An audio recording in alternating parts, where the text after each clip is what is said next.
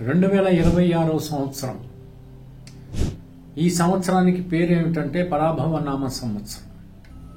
మరి 8వ తేదీ, 17వ తేదీ, 26వ తేదీ ఈ తేదీల్లో పుట్టినటువంటి వాళ్ళకి 2026వ సంవత్సరంలో ఫలితాలు ఎలా ఉంటాయి, మరి పరిష్కార మార్గం ఏమిటి వివరిస్తున్నాను, జాగ్రత్తగా వినండి.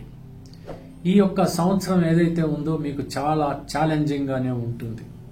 ఎంచేతనంటే 2026వ సంవత్సరం చాలా ఉపద్రవాలతో కూడుకున్నటువంటిది.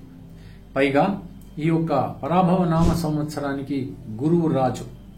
ఈ యొక్క గురువుకి గాని, మంత్రి అయినటువంటి కుజుడికి కానీ, మరి సైన్యాధిపతి అయినటువంటి చంద్రుడికి కానీ ఈ 8వ సంఖ్య ఎట్టి పరిస్థితుల్లోనూ శత్రువే. ఇక బద్ధశత్రువులైనటువంటి వీళ్ళు కొంచెము అశాంతిమయమై ఉంటారు. పైగా ఈ శనైశ్చరుడు ఈ యొక్క మీనరాశిలో ఉండటం చేత ఉపద్రవాలు చాలా భయంకరమైనటువంటి రీతిలో 2026వ సంవత్సరంలో ఉండి తీరుతుంది. కాబట్టి సాధ్యమైనంత వరకు తగు జాగ్రత్తలు తీసుకోవాల్సిందే. మీరు అన్ని సాధించవచ్చు, మీలో పట్టుదల ఉండాలి. అయితే ఈ పట్టుదలను సాధించడంలో అధర్మబద్ధంగా మీరు ప్రవర్తించినట్టయితే శిక్షలకు గురి అవుతారు, పరాభవం పాలవుతారు, అనేక రకాలైనటువంటి నష్టాలకు, కష్టాలకి మీరు ఎదుర్కోవాల్సి వస్తుందనేటువంటి విషయం మీరు అర్థం చేసుకోవాలి.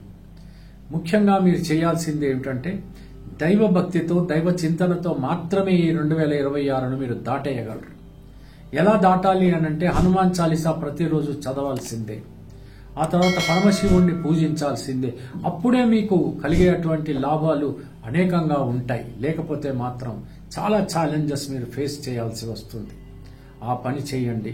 మీకు అయితే వివాహాలు జరగవని నేను అనటం లేదు, మరి ఇతర ఏదైనా మంగళ కార్యక్రమాలు జరగవని నేను అనటం లేదు. అన్నీ జరుగుతాయి, కానీ కష్టాలతో జరుగుతాయి. అలా జరగకూడదు కదా.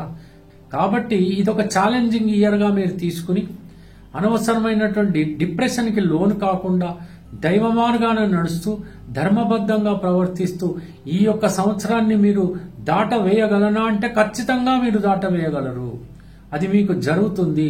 మీరు ఎన్నో విషయాలలో సాధింపు అనేటువంటిది మీరు పొందగలరు అనేటువంటి విషయం నేను ఘంటాపదంగా మీకు చెప్తున్నాను. అంచేత ఏ మాత్రము కూడా మీరు డిప్రెషన్కి లోను కావలసిన అవసరమే లేదు. ధైర్యము మీకు శ్రీరామ రక్షగా ఉంటుంది. ఆ శ్రీరామచంద్రుణ్ణి పూజించండి, హనుమాన్ చాలీసా చదవండి. ఖచ్చితంగా మంచి కలుగుతుంది, మంచి జరుగుతుంది.